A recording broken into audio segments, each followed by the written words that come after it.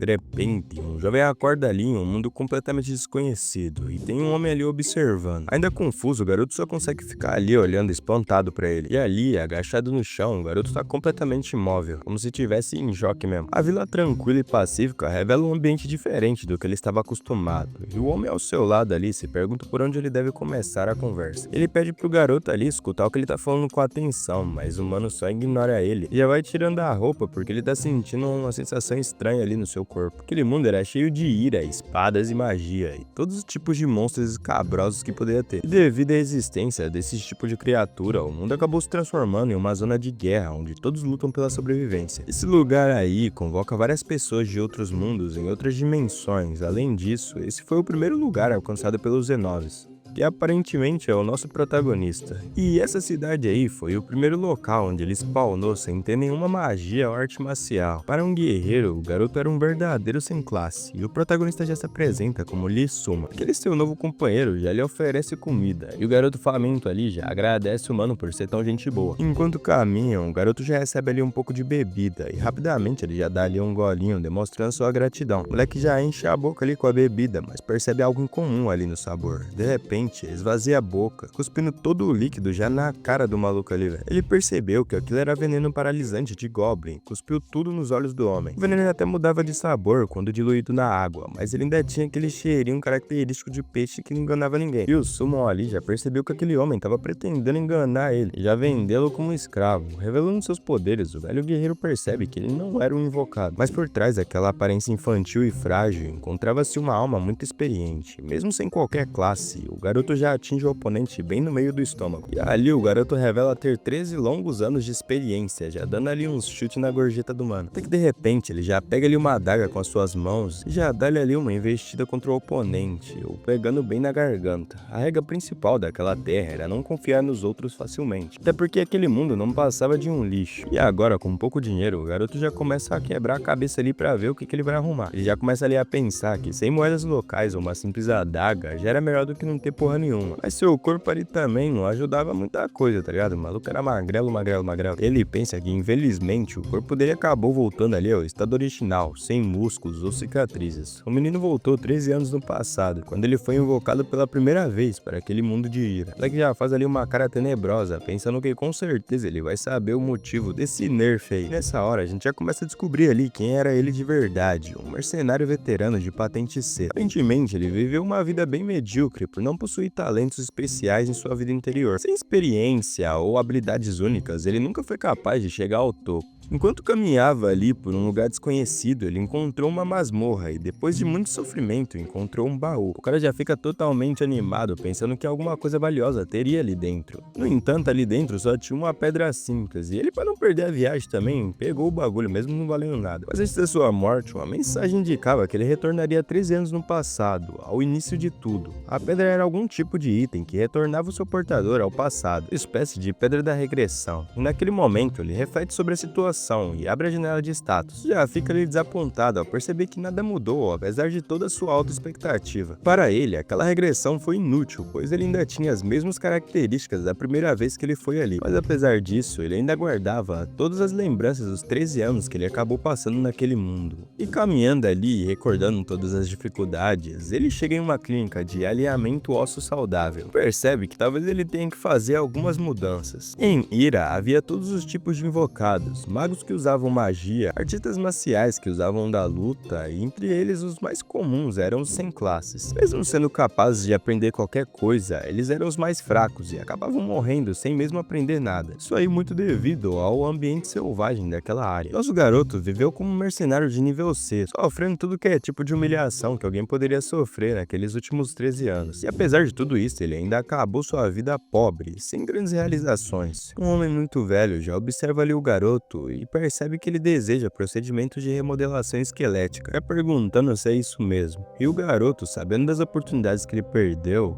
decide agir de forma diferente dessa vez. Agora sim, ele está determinado a se tornar o mais forte. Com esse plano em andamento, o garoto já obtém ali o baixo esqueleto de Marshall e a técnica de cultivo celestial. Mesmo sem habilidades ou recursos, ele já consegue perceber ali as transformações de seu corpo logo a sair do estabelecimento. O protagonista ali basicamente já garantiu uma das 3 maneiras que ele poderia melhorar o seu status patético. O esqueleto de Marshall causava uma modificação corporal que tornava mais fácil aprender artes marciais, e ele foi a primeira cobaia ali a se submeter a esse procedimento com um acupunturista ali que criou esses esqueletos artificiais. Basicamente tudo que ele precisava aí para receber essa remodelação esquelética seria ser uma pessoa ainda sem nenhuma classe e que também não tivesse aprendido nenhuma habilidade. E da última vez que ele tinha sido invocado no passado, não poderia ainda receber, porque ele já tinha aprendido uma habilidade. Mas agora em sua nova vida é possível, o que é uma ótima notícia. Sabendo que aquele médico morreria em breve, o protagonista teve sorte de ser um dos poucos indivíduos que teve essa oportunidade. E além disso, ele ainda conseguiu aquele tal de cultivo celestial, que é uma técnica que permite o acúmulo de energia interna, que é basicamente os fundamentos de uma técnica de cultivo. O jovem ali sabia que existia uma técnica de primeira classe escondida na pequena biblioteca da cidade de Cenis. E o proprietário ali do livro não sabia muito bem o quanto ele valia, então o protagonista ali conseguiu adquiri-lo por um preço bem amistoso. E agora, entre as 3 oportunidades que ele perdeu na sua vida passada, já conseguiu agarrar 2. E isso aí apenas um dia após a invocação. E a terceira oportunidade seria um prêmio para o vencedor do Coliseu, que seria inaugurado daqui a 1 ano. Para sua sorte, os padrões daquele Coliseu não eram muito altos não, até porque só pessoas sem classes podiam participar. Assim, era bem mais possível melhorar suas habilidades durante aquele período curto de 1 ano. O próximo passo era conseguir dinheiro suficiente para conseguir uma acomodação, então nosso protagonista já decidiu caçar alguns monstros. Um homem cansado ali na frente prestava atenção naquela criança toda entusiasmada, observando as suas armaduras. Então o protagonista ali todo felizão já fala que vai querer comprar alguns daqueles itens. Confuso, o vendedor pergunta se o menino tem dinheiro suficiente, até porque ele precisaria de pelo menos 300 moedas para adquirir aqueles objetos. Mas ele tentou aquela tática de tentar colocar no crédito, que não funcionou. O velho já expulsou ele dali, mas observou a determinação do protagonista. Ele já tenta convencer o velho ali de ficar com suas roupas como meio de troca, alegando que eram peças de alta qualidade de uma dimensão altamente desenvolvida. No entanto, o vendedor apenas soltou ali uma gargalhada que já começou a deixar ali o protagonista um pouco bolado. Mas o homem ali já fala que não venderá seus itens mais baratos só porque ele estava sem uma classe. E já perguntou se por acaso aquele pirralho não tinha vergonha de tentar trocar aquelas roupas sujas usando como crédito. Mas mesmo assim, ele ainda curtiu ali a vibe do moleque, tentando de tudo para sobreviver, mesmo sendo apenas um pirralho. Ele percebeu ali que com essa visão de vida, o garoto com certeza não morreria fácil e se tornaria um cliente fiel. Agora, já com seu equipamento de batalha em mãos, o jovem olhou ali para a escuridão da floresta. Pensei que foi uma boa escolha sim ele ter conseguido comprar aquela armadura, mesmo gastando tudo que ele tinha. E ficou feliz de ter recebido aquele favor do vendedor, pensando que tinha sorte em essa sua nova vida. Enquanto ele ficava ali caminhando pela floresta, o garoto permanecia alerta, e ali no meio ele pensou em seus próximos movimentos. Estar ali no campo de caça o fez lembrar de 13 anos atrás, quando ele ainda era um jovem indefeso, sem armadura e sem habilidades. Naquela época, o moleque era uma pessoa completamente patética. Mas voltando para agora, o sistema já relata várias aquisições, como a técnica de passo relâmpago, o esqueleto forte e a palma da destruição. O sol já começa a se pôr, mudando a coloração ali do céu, e de repente algo começa a se mover rapidamente ali nos arbustos. E dentro tinha um goblin tentando se esconder do garoto, mas o Lee já está usando a técnica da espada caçadora de almas, e com um único golpe, a lança perfura o rosto do goblin parecendo um tiro, sem tempo de ele conseguir se defender. Depois de ter acertado o alvo, o protagonista tentou descansar um pouco. No entanto, ele sentiu uma forte dor no corpo e, olhando para sua mão, ele notou algo estranho. Aquela habilidade aparentemente fez com que sua mão esquerda sofresse alguns danos. E sorrindo ali, ele decide que precisa desenvolver alguns calos nas suas mãos para ficar ali mais cascadura, sabe? Mesmo que ele pense que esse seu ressurgimento foi inútil, ainda assim era um novo começo. E enquanto ele tá pensando aí sobre isso, uma fumaça vermelha ali podia ser avistada, e sentado no chão tinha um jovem misterioso usando seus poderes. A magia ali envolvia todo o seu corpo, e é quando ele sente alguma coisa estranha acontecendo no ambiente. Alguns voltaram ao alojamento simples, onde eles estavam hospedados desde que foram convocados do mundo de Ira. E ao entrar ali, o garoto já foi recebido com um sorriso bem amigável. O recepcionista ali da pousada, não sei o que, já esperava ele ansiosamente, e o garoto ali já estava carregando a sua mais nova aquisição. Ele adquiriu uma bolsa dimensional e já entregou ali a taxa de hospedagem abordagem de hoje. Aquele velho Jack já acha estranho ver um item tão raro na mão de um sem classe, mas ele simplesmente responde que conseguiu aquilo por um bom preço. O velho Jack não se impressionava mais tanto, nem questionou muito e só inspecionou ali os dentes de Goblin e os fluidos corporais. Então o estaleiro já permitiu que ele ficasse por mais 2 dias aceitando os materiais como pagamento. E ainda assim ele ficou impressionado com a persistência do protagonista e já o considerou como um talento incrível. Ser tão jovem, sem talento e sem classe, mesmo assim, com 2 semanas ele conseguiu sobreviver caçando diariamente e todo dia voltando com algo valioso para cobrir sua estadia. Jack diz que uma pessoa normal sem classe não seria tão boa quanto ele, já meio querendo dizer que ele deveria se tornar alguém como o Zian.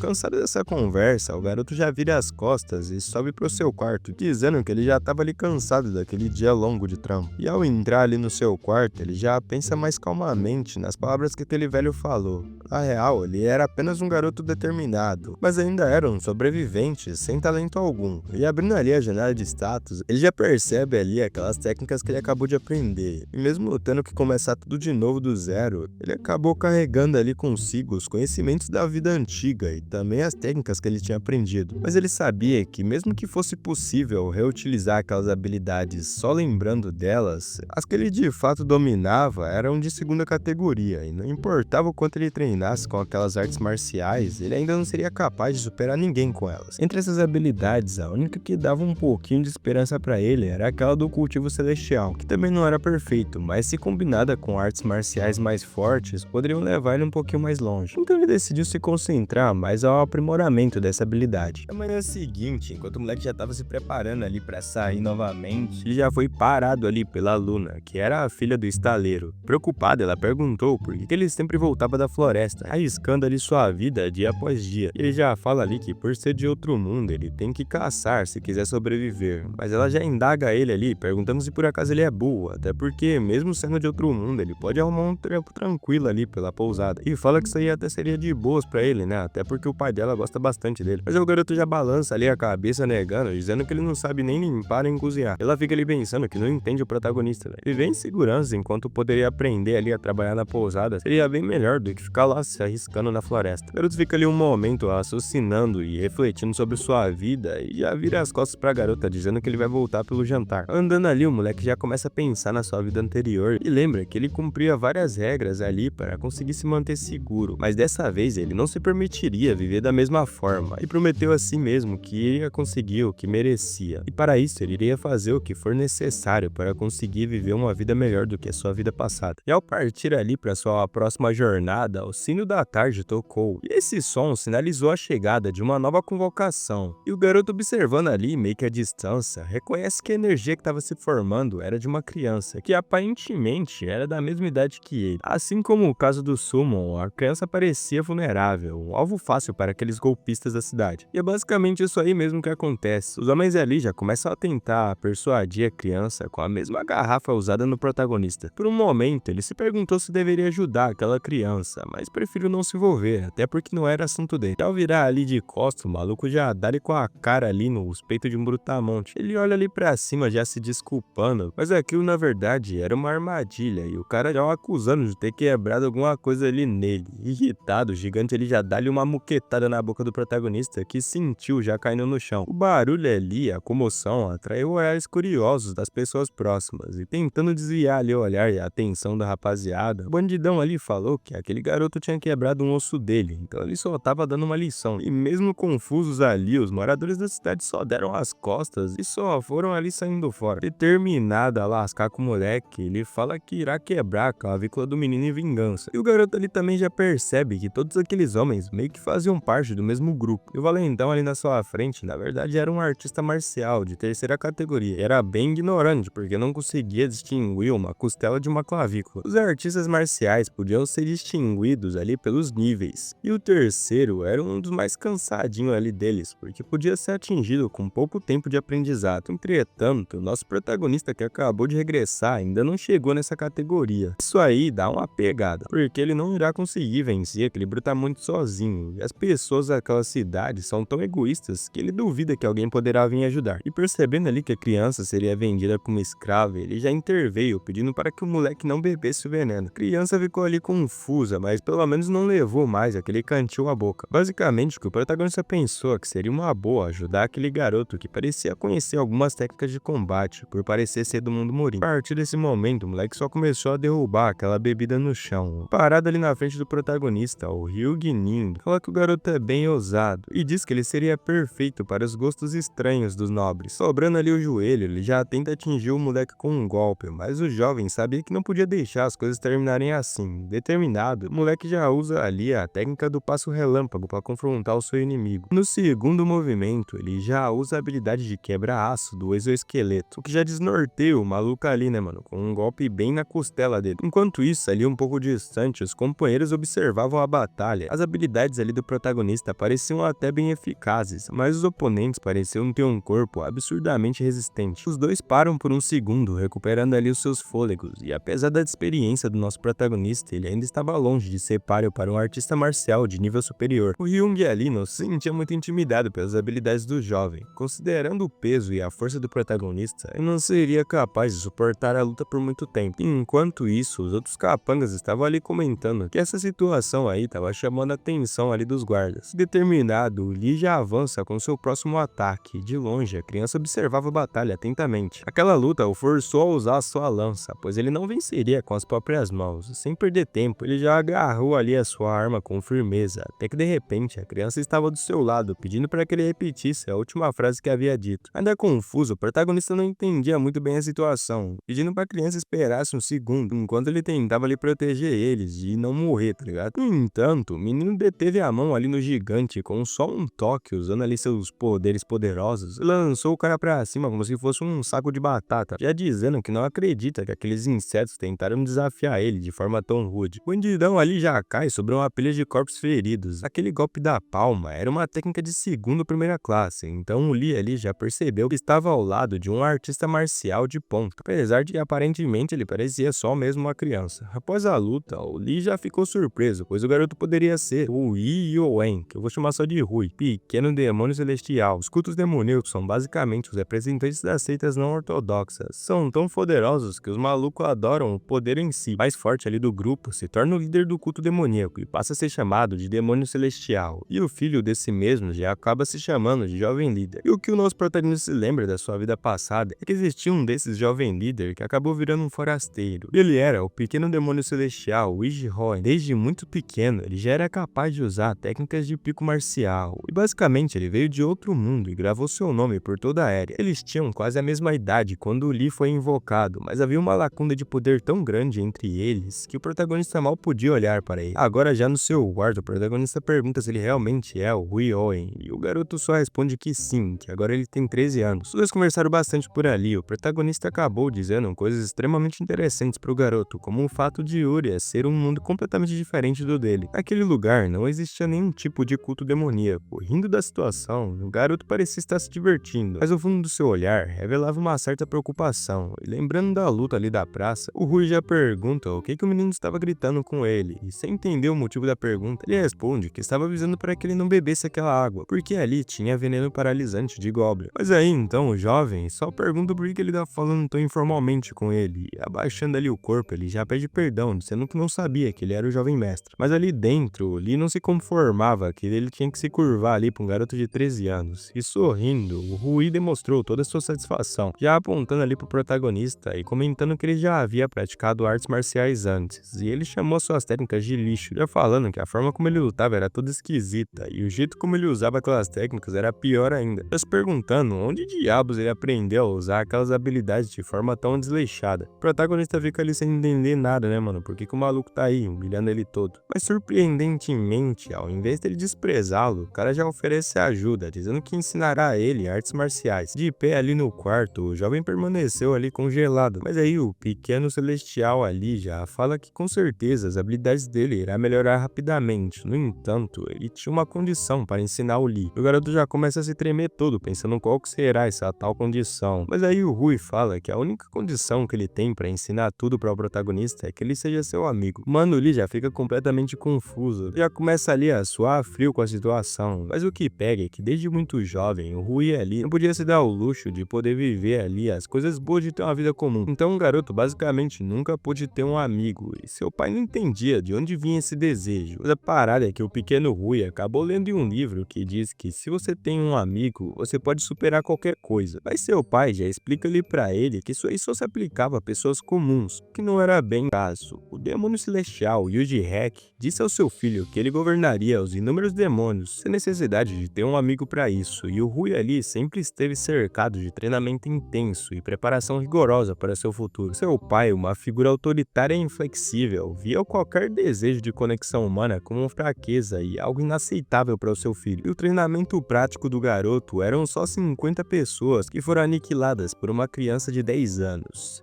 Que não é muito surpreendente se a gente tá falando do filho do Jack. Mesmo assim, o semblante ali do velho não expressava muita satisfação. Inesperadamente, o grande desejo daquele garoto, que era ter um amigo, acabou virando realidade quando ele avistou o Lee Soo-mon, nosso protagonista que retornou aí no tempo. Grandes expectativas sempre foram colocadas em cima do garoto, que começou seu treinamento bem cedo. Privado de amizades durante sua vida devido ao seu treinamento rigoroso e incansável, ele nunca teve tempo para conhecer pessoas, e apesar ali das circunstâncias nada favoráveis, os dois acabaram fazendo uma boa amizade. E o Rui acabou demonstrando uma grande felicidade ao se tornar o novo amigo de Lee Soo-man, que mesmo com a cabeça de 28 anos de idade, acabou fazendo amizade ali com uma criança de 13. O garoto ali manteve a sua promessa e começou a ensinar a invocar as habilidades místicas das artes marciais. E começou ali dizendo que iria ensinar a ele a arte mística da Violeta. Era basicamente uma técnica especial da seita demoníaca que possuía características únicas, como o fato de que sua energia interna aparecia em um tom violeta. Confusa ali, o nosso protagonista pensou que iria aprender artes demoníacas com o Rui-on, e ele já apreende ali o Protinha, dizendo que agora que eles são parceiros, eles podem se chamar ali de maneira mais informal. E o protagonista concorda ali, balançando a cabeça. Nessa hora ali, o Rui já explica que as artes demoníacas só podem ser usadas e praticadas pelo líder do culto e seu herdeiro, então ele não poderia ensinar, mas já convence ali o protagonista de que ele não iria se arrepender de aprender a arte mística do amanhecer violeta, até porque ela é uma técnica muito importante. Já pergunto o que ele acha disso. Agora já um mês após essa promessa, o protagonista estava fora já na floresta caçando alguns goblins, e aí ele já pensa que é uma coincidência irônica que após ele ter treinado ali na arte mística do amanhecer da violeta, aparentemente ele ficou muito mais forte em pouco tempo, que faz muito sentido. No momento, o nível de artes marciais dele está entre a segunda e terceira classe, o que é um grande avanço comparado à sua antiga vida. Mas mesmo assim, ele já lembra ali do Rui falando para ele que tá até um pouco decepcionado, né? Levando em consideração que ele é aluno do grande jovem mestre, e isso tá bem pouco para o que ele esperava. Só que aí ele já para de pensar nessas coisas aí, decide que agora é hora de pegar os loots, mas ao olhar ali na direção, ele já percebe que tem um goblin gigante de pé. Ele já pega ali sua lança rapidamente, já monta a postura, pensando que se ele não tivesse alerta, com certeza agora já tinha ido de F. E já dá uma analisada ali no monstro e percebe que aquilo é um orc.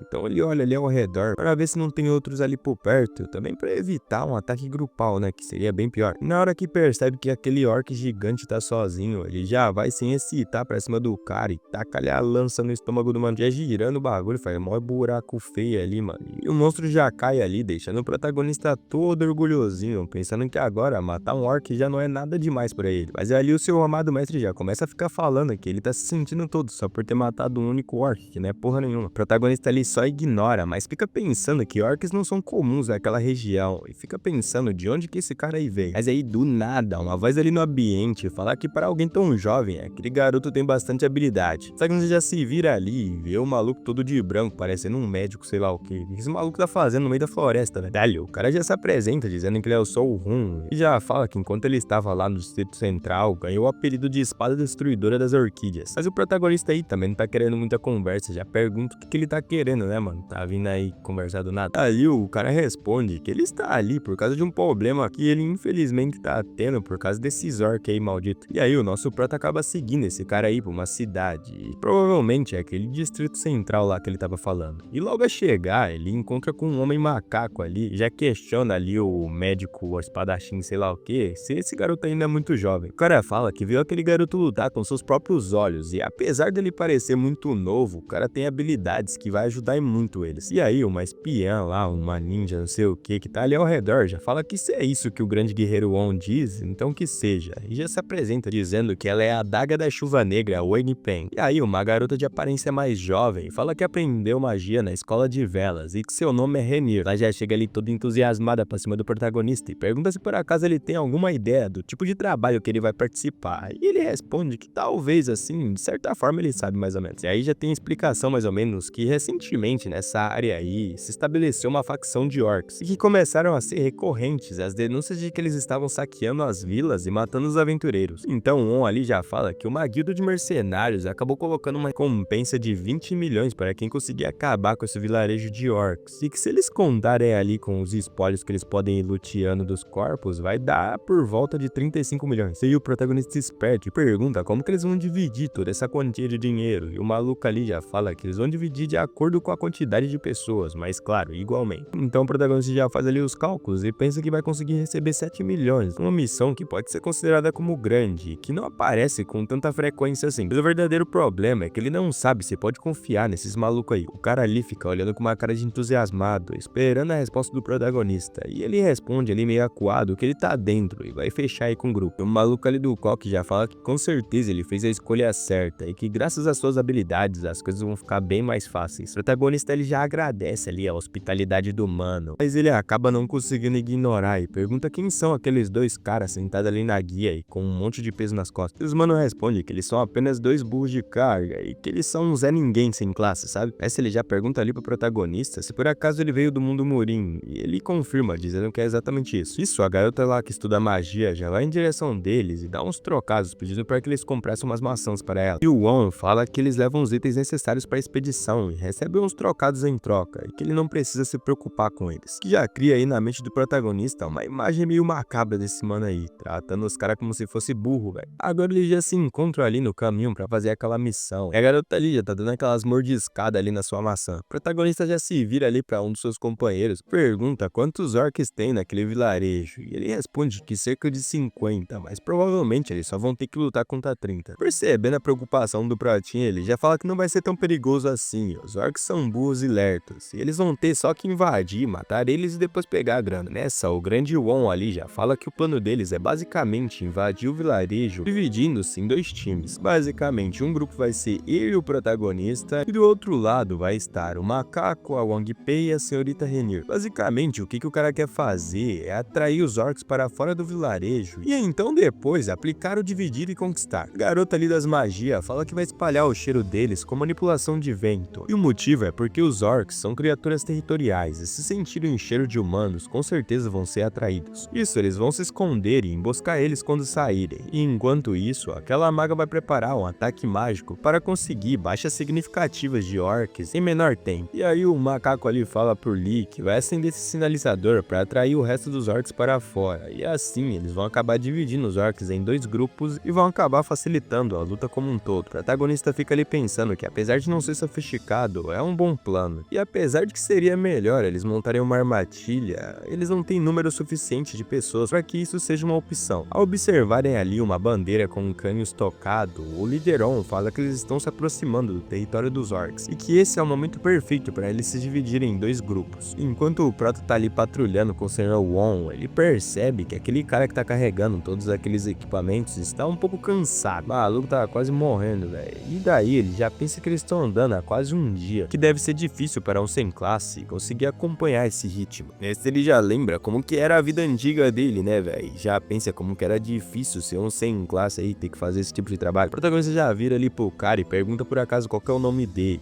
E o maluco ali sem entender, pergunta se é com ele mesmo que aquele jovem tá falando. Mas logo percebendo que era isso mesmo, ele já responde que seu nome é Braz. E o protagonista fala que ele tem que ser franco com aquele cara. Já fala que não tem certeza se vai conseguir garantir a sua segurança quando os orcs estiverem ali. Então ele já vira ali francamente pro maluco e fala para ele fazer a sua escolha, se ele vai fugir ou seguir adiante. Já pensa ali que com certeza o On não vai ajudar nem fudendo, até porque ele não tá nem prestando atenção nessa conversa que o protagonista tá tendo. O maluco ali cansado até pra falar, só responde que de qualquer maneira ele não pode fugir. E o prota pensa que isso aí até que faz sentido, até porque ele não sabe o tipo de punição que receberá da guilda se ele simplesmente desistir e correr. E o nosso Lee ali sabe disso como ninguém. Então ele dá o papo de que se essa é a resposta dele, então ele precisa cuidar de si mesmo. E o On, que tá ali na frente, já responde entusiasmado que agora sim ele acha que eles chegaram. Ele fala fala que felizmente eles conseguiram evitar os guardas que patrulham aquele caminho. A gente pergunta pro protagonista se por acaso ele consegue ver aquela cerca de madeira que tem entre as árvores. Então ele já pega ali aquele sinalizador e fala que já vai acender para atrair os orcs pra fora daquele vilarejo, mas o protagonista fala para ele esperar um pouquinho. Então já saca ele ali da bolsa e o cara ali já fica boquiaberto pelo fato dele ter uma bolsa dimensional, já falando que deve ter sido caro para ele ter conseguido um. O protagonista só responde que ele teve sorte de ter conseguido um. Aí aquele cara ali já olha de uma forma meio esquisita para ele, perguntando o que ele tirou dali de dentro. E o protagonista responde já tacando ali um baldão de água no chão, falando que se eles espalharem lama pelo corpo vai ajudar a esconder o cheiro deles. O cara fica extremamente surpreso o quão boa é essa ideia, dizendo que para um pequeno guerreiro como ele, parece que ele tem experiência até demais. E o protagonista simplesmente responde que aprendeu tudo isso com o seu mestre. Então o On ali fala que o mestre dele deve ser incrível. O protagonista ali já cortando essa conversa, fala que ele deveria fazer o mesmo ali também, né, para conseguir camuflar ali seu cheiro. E assim, todos ali fazem a mesma coisa, incluindo aquele cara lá que tá carregando os materiais pesados. Eles já acendem aquele sinaleiro e os orcs que estão ali no vilarejo já observam ali o bagulho subindo. Enquanto isso lá fora, aquele mestre Wong já fala que tem uma ideia muito boa. Que tal se eles enviarem aquele burro de carga na frente? Ele fala que seria mais eficaz se eles enviarem aquele cara ali na frente pra chamar a atenção. E então eles atacam por trás. E nessa hora, mano, ele já começa a ficar em choque. Até que faz sentido, né, mano? O cara nem sabe lutar, velho.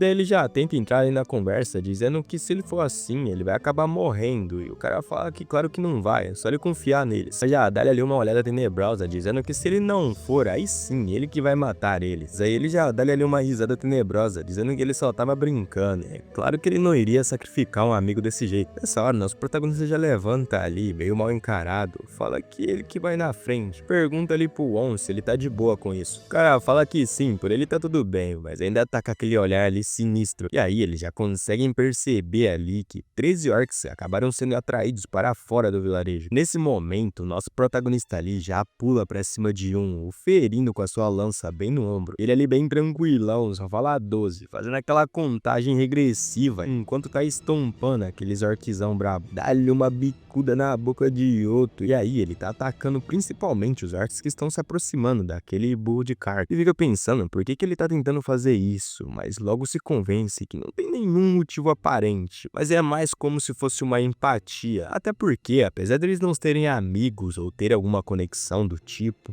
ambos eles são sem classe. Isso aí, de alguma forma, criou um sentimento de empatia dentro do protagonista. Ele fica ali pensando que essa tal lei do mais forte, no final, acaba sendo uma regra completamente ridícula. E nessa hora, ele já começa a lembrar ali os ensinamentos que seu mestre acabou lhe dando durante todo aquele mês. E olha o protagonista lá, velho, sofrendo pra aprender. Naquele momento, seu mestre estava tentando colocar na cabecinha dele o conhecimento sobre como carregar aquela lança da forma correta. O protagonista pegou bem o conceito de apunhalar e ficar de longe, dominando bem a sua técnica de kaitar aí com essa lança. E aí o maluco decide que o momento agora é de solar geral, então aplica a técnica de lança perseguidora de almas. Já manda a atriz maluco de uma vez só lá pro colo do capeta. Aplica ali a chuva de raios, os malucos saem voando igual um Soregedum. Enquanto os caras estão impressionados aí com o protagonista solando geral, quem tá ali atrás é logo o mestre 1, já dando aquela peixeirada no pescoço de 3 orcs que tava moscando aí. E aí o cara que carrega ali os equipamentos acaba sendo cercado pelos orcs. E nesse momento o maluco já começa ali a rezar os Ave Maria, pensando que agora sim não ia ter escapatória. Dali o protagonista já aparece no momento perfeito, já perfurando o peito daquele orc. Rapaz, tô achando que o YouTube vai dar aquela censurada por causa dessas imagens aí, hein, velho. Maluco agora só consegue agradecer pelo Lito ter salvado ali sua vida. Nesse momento a gente consegue ver ali a pilha de corpos que tá em volta dos malucos. O Pratinha fez a chacina, velho. Aí os caras já aproveitam pra ir cortando as orelhas dos goblins pra ter uma prova de que eles conseguiram matar mesmo. As contas do mestre Wong foram 13 no total. Ele fala que eles só conseguiram efetuar essa missão graças ao nosso protagonista ali, né? Já fala que acho que o rapaziada ali do próximo grupo também já deve ter terminado. Nisso ele já fala mó grossão com o mano que tá carregando lá os equipamentos, chamando ele de mula e mandando ele se certificar de pegar tudo. Ele vira ali pro protagonista e fala que agora eles devem se juntar aos outros, e ele concorda. Na hora que aquele loirinho ali passa por ele, já fala muito obrigado, que deixa nosso protagonista um pouco surpreso com a gratidão do maluco ali. Quando eles finalmente se encontram com essa da rapaziada, o Sr. Wong já fala pra eles terminarem logo aquelas coisas de segurança. O macaco ali já fala que eles terminaram faz um tempo, já comenta que vendo como eles estão cobertos de sujeira, parece que eles tiveram algum problema ali com o serviço. O Sr. Wong só fala que sem problemas, graças ao pequeno guerreiro ali, eles conseguiram terminar tudo rapidamente, mas que na realidade o verdadeiro problema começa agora. O maluco ali já ataca ali uma adaga nos peitos daquela maga lá da universidade, mano. Caralho, pra que isso, velho? Garota ali só teve tempo de perguntar se no seu tempão já cai durinha, coitada. Nesse momento, o resto do bando ali fica todo pasmo, né, mano? Os moleques não tá entendendo nada. Nesse momento, nosso protagonista já pula ali na frente do macaco, protegendo, já que ele tava ali moscando. E o Won já fala que é melhor aquele moleque não entrar no seu caminho. Mas nesse momento, nosso protagonista acaba lembrando de uma daquelas suas lembranças da vida passada. E foi exatamente num dia que ele tava lá, fazendo aqueles trabalhos fuleiros de ser um sem classe, até que do nada ele percebeu que tava ali uma multidão parada sem fazer porra nenhuma. Então o maluco que ele trabalhava falou que aquilo ali era uma execução e perguntou se por acaso ele nunca tinha visto isso antes. O protagonista ali ainda meio curioso e com medo, não consegue falar nada. E ali o cara já fala que aquele ali sim tinha culhões, porque pelo que ele tinha ouvido falar, aquele era um mercenário do mundo de Murin, e disseram que ele acabou matando seus companheiros de equipe para não ter que dividir o dinheiro da missão. E aí pegaram ele aí no flagra e teve que pagar com a vida. E nesse momento o protagonista ele lembra que o rosto desse maluco aí é bem parecido com esse tal de Sr. Wong. E aí durante a batalha ali o cara já fala que ficou bem surpreso ali com o protagonista, até porque ele não esperava que ele fosse reagir tão rápido. E já fala que parece até que ele já sabia que o mano ia trair o grupo, e o protagonista só fica pensando que é claro que ele sabia, até porque ele viu esse vagabundinho aí acabar sendo executado na sua vida antiga, e que embora isso aí tenha acontecido há 13 anos atrás, ele ainda consegue lembrar, já que foi a primeira execução que ele conseguiu ver. Mas aí o maluco ali só fala que agora isso aí também não importa, até porque ele viu o protagonista lutando contra os orcs, e embora as habilidades dele sejam incríveis para sua idade, ele ainda é mais fraco do que ele, então isso aí não faz muita diferença. Nessa hora, o protagonista ali já pensa que ele é um artista marcial de segunda classe.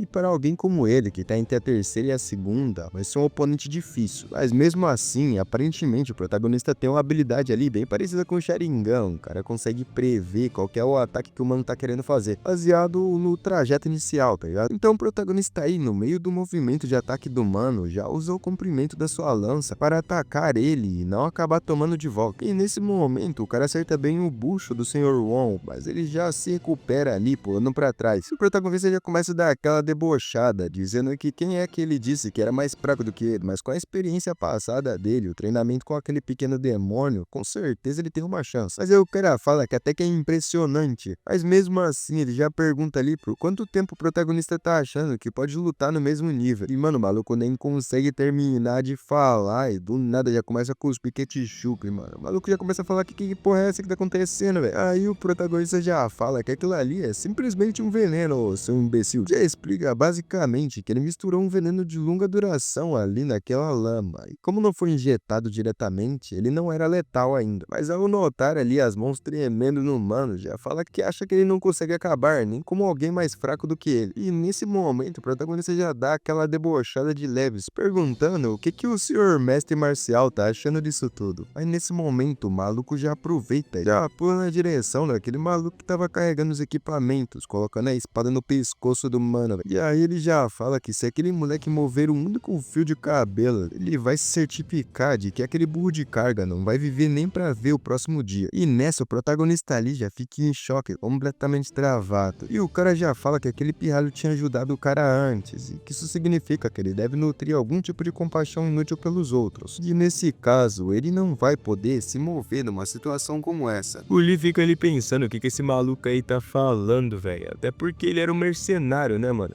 Então esse tipo de coisa de usar um refém nem funciona nele, e já começa a dar ali uns passos pra frente, o que deixa o maluco em choque, falando pra ele parar de andar. Ele já vai ali andando e pensando que trabalhou de mercenário por uma porrada de anos, e o único motivo dele ter ajudado o Braz é porque ele se conectava com a história mais ou menos. Mas aí o cara ali já tá fazendo uma cara tenebrosa ali atrás do Void. E o Prota acaba começando a se deixar levar pelas suas emoções, mano. Mas ao mesmo tempo ele já começa a pensar que por causa daquelas lutas consecutivas com os Goblins, agora ele já não tem energia o bastante. Normalmente ele seria capaz de conseguir atravessar o cara no meio antes mesmo dele conseguir se mover, mas agora isso não é muito possível. E se o Lee forçar, pode acabar até sendo contra-atacado. Ele já pensa ali também que o período de duração do veneno é incerto, que ele tem que conservar energia para o caso do macaco acabar perdendo aquela luta com outro capanga. Isso ele já começa a pensar que devido ao tempo ele acaba não tendo escolha. Já olha ali pra cara do mano, já já pensa, porra, vacilação, mano, deixar o maluco morrer. Mas aí do nada o Braz já ataca ali a perna ali por trás do Won e de alguma forma acaba derrubando o maluco no chão. E deixa os protagonistas aí bem surpreendidos com essa situação que tá acontecendo. Nesse momento o cara ali já começa a esculachar o Braz, dizendo que ele é apenas uma nula. Tipo assim, como que ele ousa fazer isso com o seu senhor? Nessa hora o senhor Won ali já dá-lhe um corte tramontina ali na lateral da barriga do Braz, ativando também aquele veneno que tava na lama. Já vira ali pro protagonista sabendo que o cara ia excitar, até porque ele teria que correr pra conseguir um remédio pro Braz. Mas só que o que acontece de verdade é que o protagonista ativa o modo sinistrão e o Won começa a tremer as pernas, dizendo pra ele esperar um pouco e escutar o que ele tem pra falar. Mas o Lee só dá ali a estocada, já manda o maluco ali de F. Depois eles levaram lá o Wong Yerung e a Wong Pei para a guilda de mercenários e acabaram dividindo os 35 milhões da recompensa da missão e assim também o loot. Agora nosso protagonista já é em casa, é bem recebido ali pelo seu amigo. Pergunta se aconteceu alguma coisa, já que hoje ele está atrasado. E ele fala que só tava ali ganhando dinheiro. O Lee já mortaço de cansado, só se joga ali na cama. Já fica ali se remoendo em pensamento de que se ele tivesse um pouco mais de energia, o Braz agora ainda estaria vivo. E a cara ali que o maluco faz, não consegue mentir de que ele tá pensando em algo muito sério. Nessa hora, seu amigo ali já pergunta se por acaso ele acabou matando alguém. E ele pergunta como que ele sabe disso. Mas aí o garoto revela que ele tá com um cheiro de sangue humano impregnado ali nele. Nessa hora, o protagonista só resume ali o que aconteceu e fala que foi um artista marcial de segunda classe, que ele estava tentando matar. Mas aí do nada, o seu parceiro já vira ali pra ele e pergunta se por acaso ele tá escondendo algo ali do seu amigão. E já faz a pergunta novamente, já com uma cara tenebrosa, filho. Já deixa o nosso protagonista em choque. Já começa a olhar ali pro Mano Lee, esperando a resposta. Na hora o protagonista ele já fala que papo torto é esse, de que ele tá escondendo algo. Daí ele pergunta isso por acaso, mas tá querendo dizer que é estranho alguém como ele, sem nenhum feito, derrotar alguém de arte marcial de segunda? E o seu amigo ele responde que não, até porque como ele aprendeu as artes místicas lá da Violeta, aquilo ali seria até bem possível. E já fala que o protagonista na verdade é especial. Parada é que enquanto ele tava ali vagando pela cidade, tentando entender aquele mundo, ele viu várias coisas e ficou sabendo da situação dos famosos sem classe. E quão lamentável era, rapaziada. Ele chega à conclusão de que é compreensível que humanos consigam matar insetos sem excitar, mas para matar um animal de um porte um pouquinho maior, já precisam reunir uma determinação significativa. Entretanto, nosso protagonista era um pouquinho diferente aí da rapaziada, até porque naquele seu primeiro dia mesmo, ele já foi pra floresta pra matar Goblin. O Lee pergunta se isso é tão estranho assim, até porque para sobreviver seria bem difícil se ele não tivesse feito isso. E ele responde que com certeza, até porque essa é a lógica. Mas já pergunta se ele acha que os outros sem classes não fazem isso porque eles não sabem dessa informação. A real é que eles estão completamente cientes do que eles devem fazer, mas não são capazes de colocar a vida deles em risco e ir lá atrás matar outro ser ou algo do tipo. E já chega ali concluindo de que além de ele ser um sem classe, ele ainda tem apenas 14 anos. Como que ele conseguiu fazer isso logo no seu primeiro dia? O protagonista ele responde que ele só se adaptou rápido, mano, simplesmente isso. Seu amigo ele fica meio desconfiado e fala que ele é bom em evitar pergunta, mas então ele vai contar a segunda suspeita dele, que é que basicamente ele não tem talento nenhum, que deixa o protagonista até um pouco meio pra baixo ali. E já fala ali que se ele ensinar alguma habilidade que vá até 10, o Protinha só vai conseguir chegar até 3 ou 4. Mas o estranho é que, mesmo tendo todas essas limitações, ele usou uma lança por 2 ou 3 meses e, estranhamente, suas habilidades não são tão ruins. Enquanto ao uso amador ali das artes marciais e se atrapalhar na movimentação ainda com a lança, o protagonista aparentemente não acontecem esses erros comuns para iniciantes, que pega que ele tá estranhando que alguém sem talento nenhum tá aprendendo artes marciais nessa velocidade. Já perguntou pro protagonista quem ele é de verdade. Nesse momento, o clima fica ali meio tenso e o Protinha só fala que não sabe do que ele tá falando. O seu amigo fala que não gosta de pessoas que mentem para ele, mas aí o Lee ali muito sábio já fala que todo mundo tem um segredo que quer manter escondido e quem tenta descobrir esse tipo de coisa que deveria ser o errado. Tá perguntando ali pro garoto se é isso que ele acha que significa ser um amigo. Porque essa hora o teu amigo fica ali meio travado pensando, caralho, falei merda. Então ele já fala que tá bom, né, um segredo, afinal de contas todo mundo tem um segredo. Já fala que eles podem fazer ali uma troca, cada um conta um e fica todo mundo numa nice. Mas isso aí não fica muito bom pro Protinha não, que já fala que não precisa saber de nada. Seu amigo já pensando que ele tá se fazendo de difícil, já fala que é assim, ele vai contar um segredo e ainda vai ensinar pra ele uma técnica de artes marciais. E já pergunta se ele quer descobrir a técnica das lanças ou uma técnica de movimentação. Só que o Prota ainda ali, com o coração partido, já fala fala que ele não vai conseguir usar ali direito porque ele não tem talento, afinal de contas, e também não tem energia interna o suficiente. O garoto fica ali um tempo olhando pra cara dele pensando no que ele pode fazer. Então tem uma ideia, já falando que vai dar 20% de sua energia interna pra o Lee. Ele pergunta o porquê que o mano vai fazer isso e só recebe ali a resposta de que é porque o garoto ali tá curioso. E também porque o camarada ali é o seu único amigo e ele quer saber tudo sobre ele, até os seus segredos, terminando ali dizendo que você quer ser um amigo para ele. Já pergunta se isso é suficiente. Então já passa ali um tempo, o protagonista já tá fazendo ali os protocolos básicos, falando que ele só vai dizer os seus segredos se o maluco prometer uma coisa, que após ouvir ali o segredinho do Lee, ele não vai o matar. Mas aí o seu amigo já pergunta se por acaso isso não é óbvio, até porque ele nunca mataria o seu próprio amigo. Já volta ali no assunto principal, dizendo que de qualquer forma, eles se decidiram de trocar segredos, né? Então ele já vai começar com um dele. Revela que na verdade o seu amigo ali não é bem um amigo, na real ele é uma amiga. O protagonista já fica em choque, pensando que todo esse tempo aquele garoto ali na verdade era uma menina, velho. O teu amigo, que agora é tua amiga, pergunta por que ele tá tão surpreso e já explicando que seu pai queria que ele fizesse isso pela seita, já que apenas homens podiam se tornar líder do culto demoníaco. E então ele já disse ali pra sua filha para que ele viva como um garoto, já que ele queria que ele seguisse o mesmo caminho ali do seu pai. Ela termina ali dizendo que como tinha vivido assim por tanto tempo, acabou fingindo que era um garoto quando veio pra cá também. Bom, basicamente esse era o grande segredo dela. Agora é a vez do garoto ali contar o dele. Mas o Lee ainda tá organizando ali seus pensamentos e pede um tempinho ali pra ele conseguir pensar. E já fala que a primeira coisa que eles têm que fazer é que a partir de amanhã já vão começar a dormir em quartos diferentes. E a garota ali pergunta o porquê. O Prota ali dá uma respirada funda, pensando que talvez seja a última coisa que ele vai falar em vida. E já revela ali pra sua amiga que na verdade ele é um regressor. Mas basicamente a garota nem sabe o que isso aí significa. E após um tempo ali explicando pra ela coisa por coisa, a garota já tá ali falando que apesar de ser difícil, até é possível acreditar que ele morreu e voltou no tempo. Até porque assim, aquelas coisas esquisitas sobre ele agora fazem mais sentido. A garota já comenta ali que no murinho isso aí seria impossível, mas como eles estão nesse mundo aí completamente diferente, ela até pode botar fé sim. Mas mesmo assim, ela ainda não consegue entender o porquê que ele pensou que ela iria matar ele depois que descobrisse isso. E o Prota ali fala que apesar dele parecer ter 14 anos por fora, a idade mental dele é de 27. Pergunta ali a garota se por acaso ela não se sente mal, até porque ele enganou ela pra pensar que eles tinham a mesma idade. Mas ela responde aí que essa parada nem é um problema, até porque é só pensar um pouco e perceber que desde o começo quem se aproximou dele foi ela. Ela que falou lá pra ele aprender artes marciais com ela e falou também que eles eram amigos. Então no fim, ele não enganou ela, na verdade ele só fez o que ela queria. Nisso, o protagonista já começa a pensar que de fato foi isso mesmo que aconteceu. E a garota ali já fala que ela não tem motivo nenhum para matar ele ou para acabar com a sua amizade. Ela já fala ali que passou os 2 últimos meses com ele, acabou reconhecendo ele como seu amigo durante todo esse tempo. Então já dá ali o veredito de que isso aí é basicamente um amigo para ela. Pergunta para ele se isso aí também já não é o suficiente. Então o Protinho ali já é pego de surpresa. Já agradece ali a garota por ter acolhido ele. Mas infelizmente ela já quebra todo esse clima aí amigável, dizendo que além disso é um pouco triste que ele só tenha alcançado aquele nível, mesmo tendo 2 vidas ali de experiência. Mas já corta também esse assunto dizendo que ela tem muitas perguntas para fazer para ele, mas que isso aí também pode ser deixado de lado, porque agora ela vai transferir lá a energia interna para ele. E deixa o protagonista ali meio ansioso, mas também assustado, porque não sabe do que vai vir.